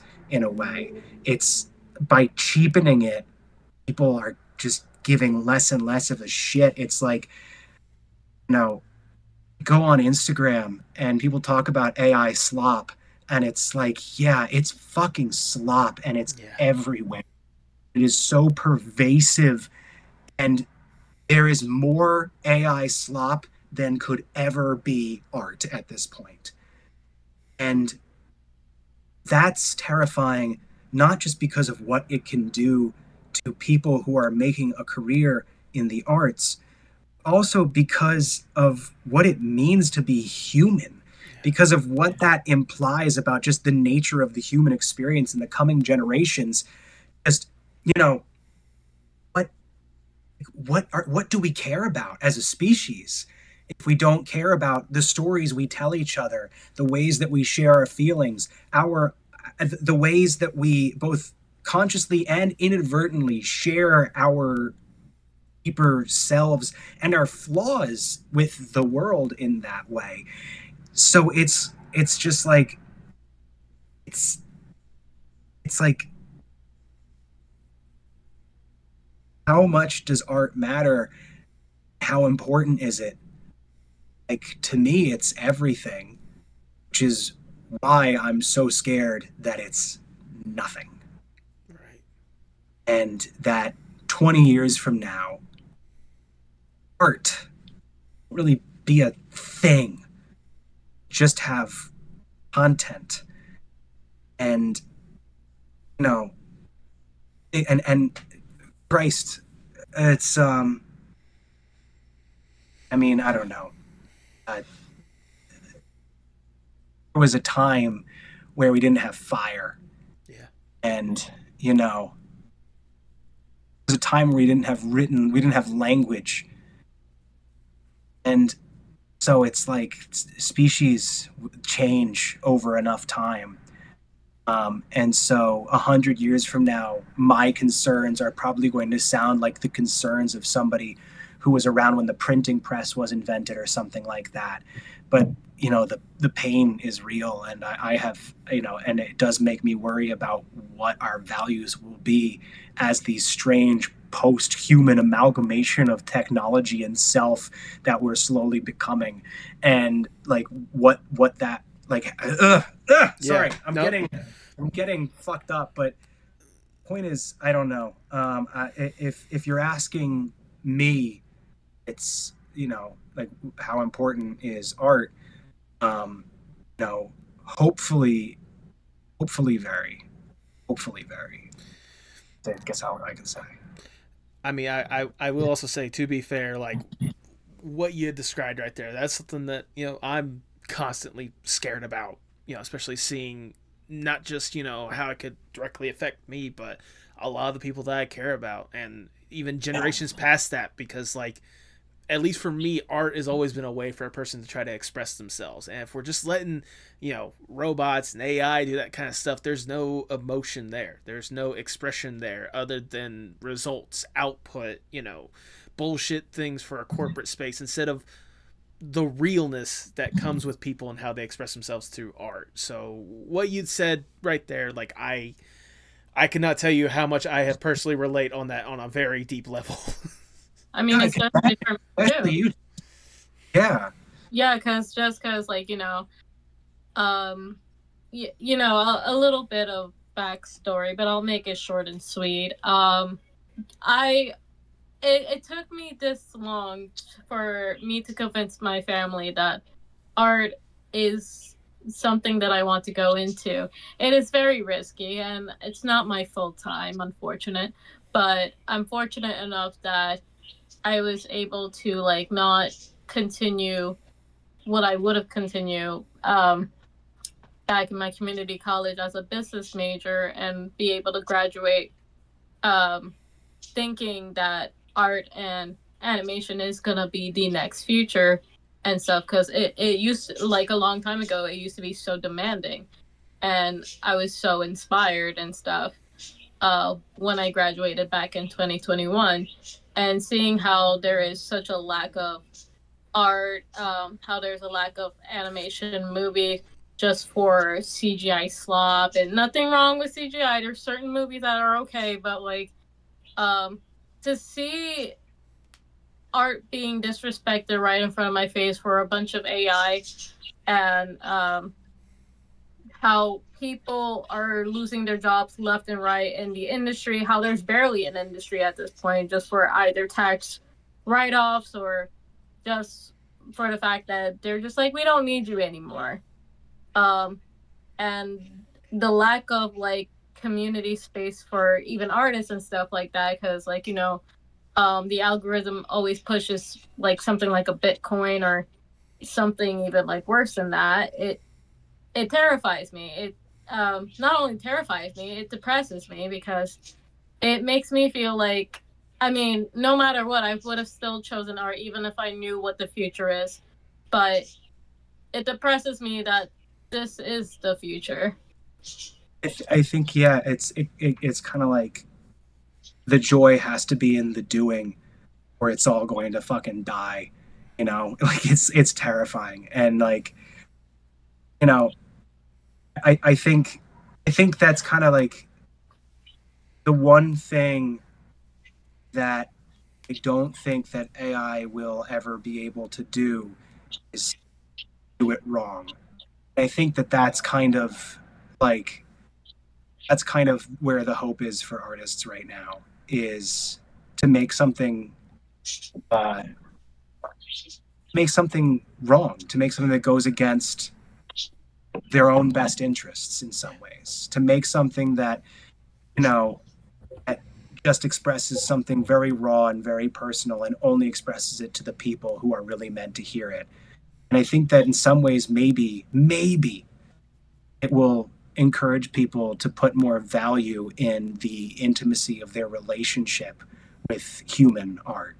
Yes. That's the one hope that I'm hoping that we have, is that by devaluing art in general, we will increase the value of finding meaning in art when we can.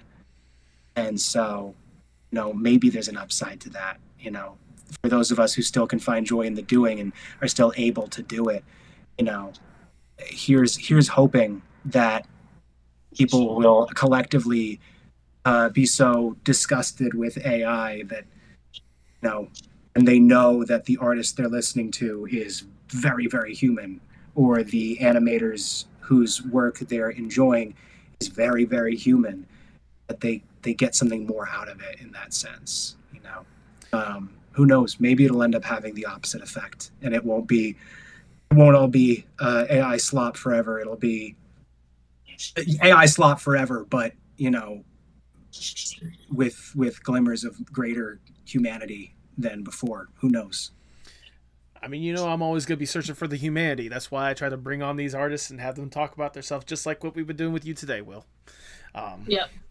Sorry for being a downer at the end. No, Will, trust me. No, you're talking about real stuff. I have always, and 1,000,000% always said, at least when it comes to creative spaces, fuck AI. So this is right up my alley. This is the exact kind of stuff that I'm more than happy to punch it down as much as I can. All right. Yeah. But with that is all the questions that I have for you, Will.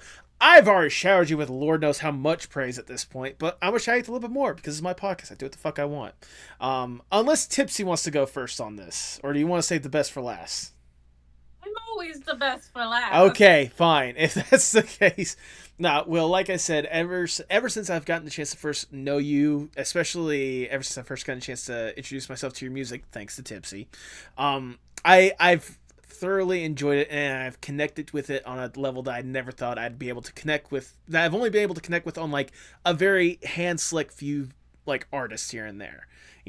I mean, you can look on the wall behind me and see kind of a few of them. The biggest one is right here, Tyler the Creator. But like, you're one of the very few artists that every time I listen to your music, like I can instantly connect to it. And that's why whenever, your wonderful publicist, HR person, shout out to Suzanne, by the way, whenever they told me about, the upcoming tour and, wanted to give us an opportunity to chat with you again, I was more than happy not only to get this opportunity to chat with you, but to actually go on the tour and actually see you in person and like see this kind of the chaos live in human form more than anything else.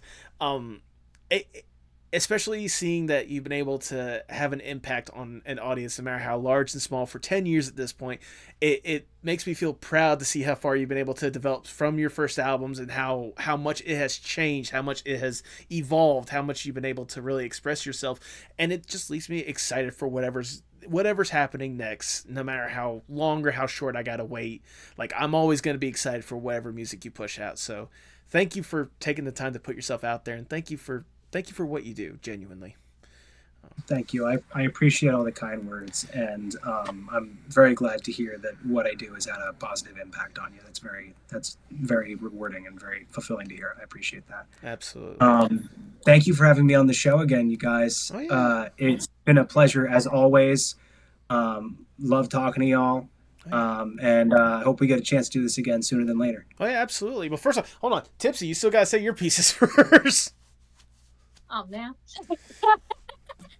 I guess I'll start off with this, that you know, it does kind of like it's kind of like one of those like moments where I feel like I'm in a simulation a lot of times, because I'll say this: if you were to have asked me back in in the year either 2020 or 2021 that I was gonna first interview Will Wood, someone that I always like love music, and I always wanted to talk to in person and see like what is going on in his little brain, I wouldn't have believed me, because I never thought it'd be like years later where here you are again, coming back for some god reason you chose us again.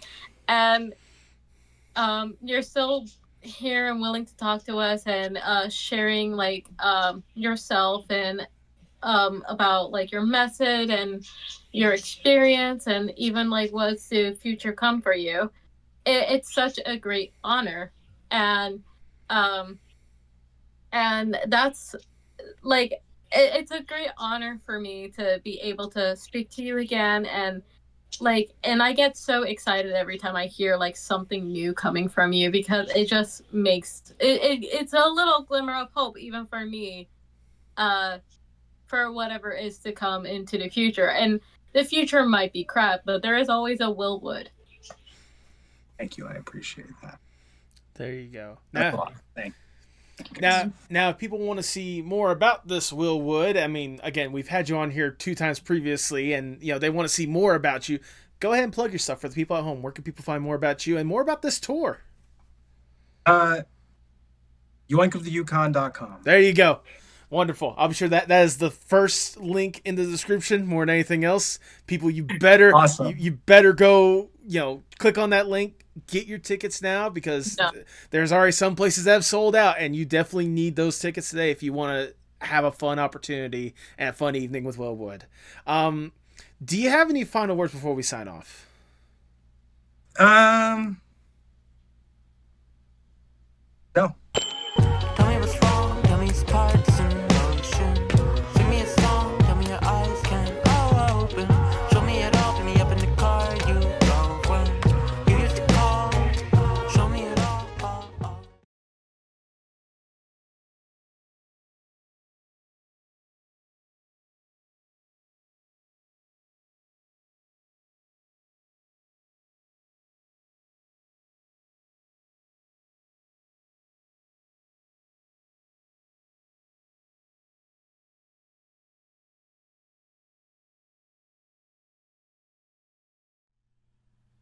Thank you so much for sticking around to the end. If this is your first time listening, I greatly do appreciate it. Sincerely, nothing against the previous couple episodes that we had, but I think this is the most fun I've had with Will on this podcast. Will, if you've gotten up to this point, thank you so much for taking the time to do this once again. You have been a real incredible presence for this podcast, and it's wonderful that we can have these fun conversations over and over again. I cannot tell you the amount of times I have had people telling me, "Oh my God, you've had Will Wood on this podcast. How'd you do that?" And it still amazes me, Like, I'm always amazed with the people such as Will that I'm able to have incredible conversations with at the end of the day. And now I'm actually gonna get a chance to see him perform live. That's exciting for me.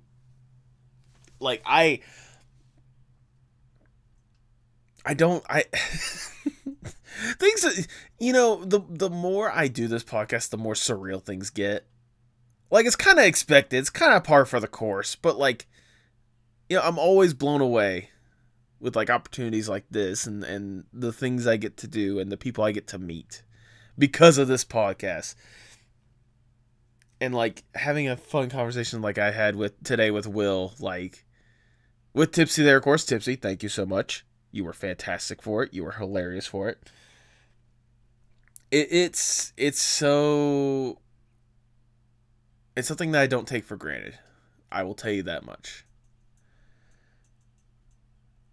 I mean, I am honored and blessed to have the opportunity to talk to incredible people like Will and to have these fantastic conversations and such. And I sincerely hope you guys see that. I hope you guys recognize that, and I hope you guys are still along. You know, especially for those that, like, say for some reason this is your first time listening to this podcast. I hope you stick around. You know, you listen to other episodes. You listen to the previous conversations we've had with Will, each incredible in their own form or fashion. You know, it's a dream sometimes. It's a tough dream, I'll be honest with you, but it's a dream. And I'm thankful you guys are allowing me the opportunity not only to do this thing, but to celebrate it alongside with me. I guess the long and the short of what I'm trying to say today, at the end of this episode, is thank you. Thank you for giving me this opportunity to do this cool thing.